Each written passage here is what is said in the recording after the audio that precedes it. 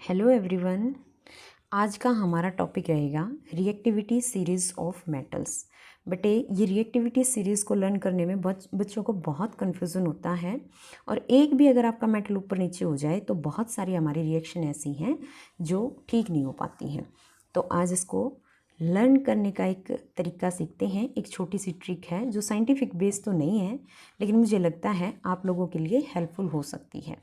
तो चलिए शुरू करते हैं। देखिए, जो मेन मेटल्स हैं उनको देख लेते हैं। तो आपको 2-3 वर्ड की एक लाइन है वो याद रखनी पड़ेगी। आप मेरे साथ साथ उसको बोलिए और याद हो जाएगी। तो हम यहाँ लिख देते हैं प्रोफेसर NC मेजेंटल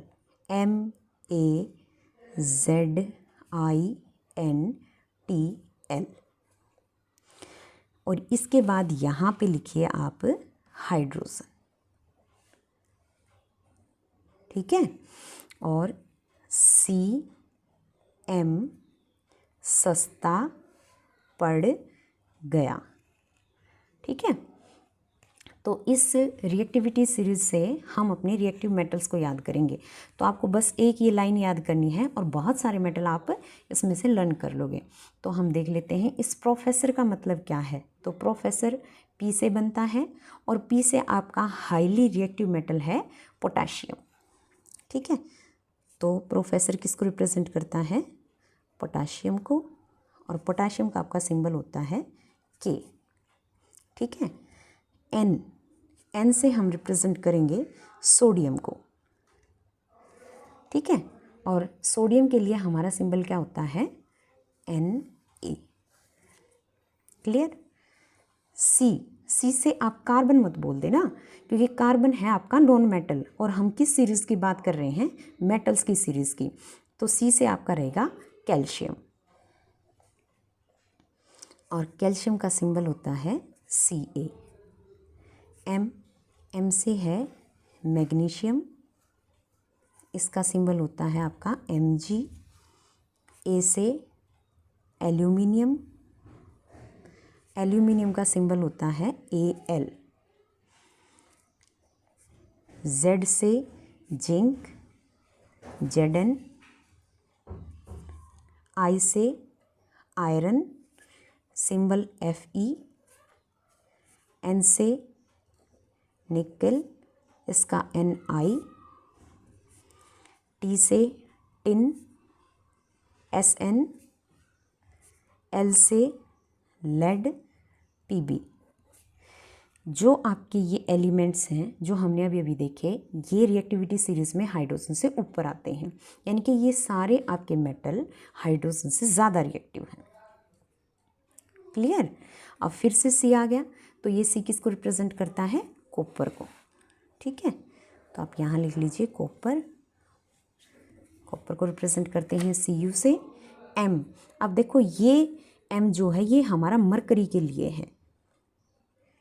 आपको पता है सिर्फ मरकरी ही एक ऐसा मेटल है जो रूम टेम्परेचर पे लिक्विड स्टेट में पाया जाता है और इसका सिंबल होता है Hg। S silver, Ag symbol है इसका। P से प्लेटिनम, Pt। G से होता है आपका गोल्ड का सिंबल होता है Au।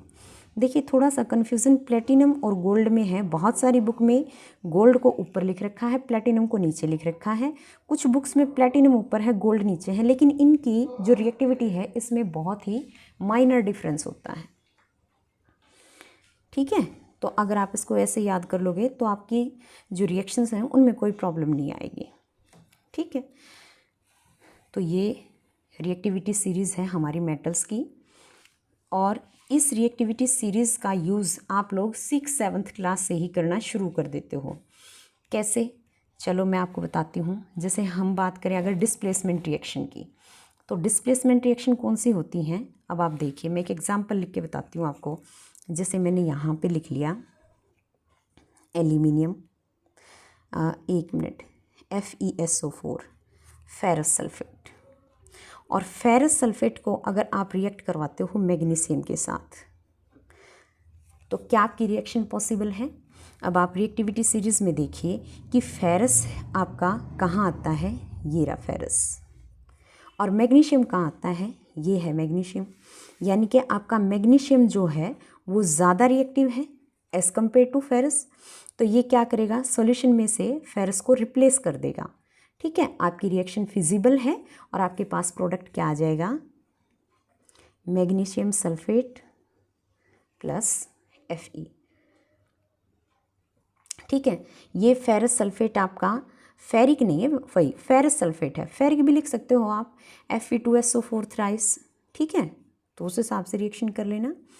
अब अगर आपने ले लिया जैसे जिंक सल्फेट, और जिंक सल्फेट को अगर आप रिएक्ट करवाते हो निकल के साथ, तो आप लोग सीधा क्या कर देते हो कि हाँ यहाँ पे निकल सल्फेट बन जाएगा और जिंक आपका चला जाएगा।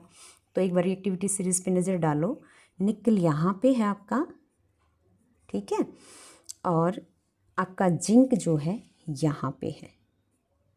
तो आपका जिंक ज़्यादा रिएक्टिव है और निकल है आपका कम रिएक्टिव। तो कभी भी एक लेस रिएक्टिव मेटल एक मोर रिएक्टिव मेटल को सॉल्यूशन से डिस्प्लेस नहीं कर सकता। एक जनरल एग्जांपल ले लो आप कि कभी भी क्या कोई वीक पर्सन एक स्ट्रॉन्ग पर्सन को उसकी जगह से डिस्प्लेस कर सकता है उसको? तो सेम वैसे ही एक वीक रिएक्टिव मेटल एक स्ट्रॉन्ग रिएक्टिव मेटल को उसकी जगह से डिस्प्लेस नहीं कर सकता, यानी कि ये रिएक्शन आपकी फिजिबल नहीं है। तो आपका आंसर क्या रहेगा, नो रिएक्शन। डिस्प्लेसमेंट रिएक्शन के अलावा ये रिएक्टिविटी आपका टॉपिक रिडॉक्स रिएक्शन है, उसमें भी आपको हेल्प करेगी।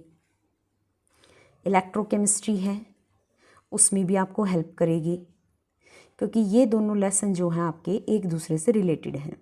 बेसिक ये 11th के सिलेबस में हो, ये 12th के सिलेबस में हो, लेकिन ये दोनों एक दूसरे से रिलेटेड हैं। और ये जो आपकी रिएक्टिविटी सीरीज़ है ये तो बहुत छोटी क्लासेस से ही आनी शुरू हो जाती है। ठीक है, मैं आपको एक 8th क्लास में NCERT की बुक में एग्जाम्पल है उसके बारे में बताती हूँ। तो उसमें क्वेश्चन क्या दिया हुआ है कि all metals, generally all metals react with acid, react with acid. For example जैसे हमने सोडियम ले लिया और ये एसिड ले लिया HCl। ठीक है, generally all metal react with dilute HCl and formation of salt take place. Salt की फॉर्मेशन होगी और साथ में हाइड्रोजन गैस लिबरेट होगी। ठीक है, बैलेंस करने के लिए 2 लगा लीजिए।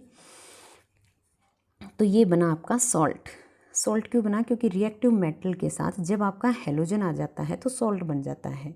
हेलोजन का मतलब क्या होता है, हेलो का मतलब सॉल्ट और जंस का मतलब होता है जनरेटिंग, बनाने वाले, जनरेट करने वाले।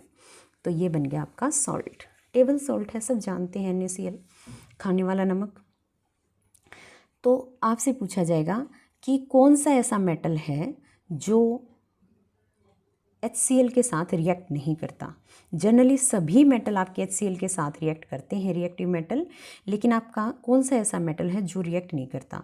तो आप कह दोगे कि गोल्ड नहीं करेगा, सिल्वर नहीं करेगा, प्लेटिनम नहीं करेगा, क्योंकि ये सारे हमारे नोबल मेटल हैं और इसीलिए ज्वेलरी बनाने में यूज़ होते हैं, क्योंकि ये जल्दी से रिएक्ट नहीं करते, इनकी चमक एज इट इज़ बरकरार रहती है। लेकिन कभी भी आपके माइंड में कॉपर नहीं आएगा। अगर हम कॉपर की बात करें और इसको HCl के साथ रिएक्ट करवाएं तो ये कोई रिएक्शन नहीं देता। क्यों नहीं देता, आओ देखते हैं।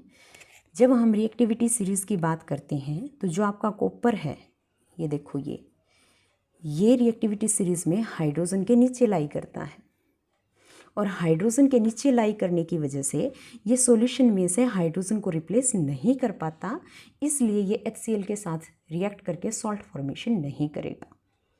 क्लियर? तो आई होप ये वीडियो आपको समझ आई होगी, आपके लिए ये हेल्पफुल रहेगी। और अगर आपको कुछ भी इसमें से पूछना है तो आप मुझे कमेंट करें। Thank you.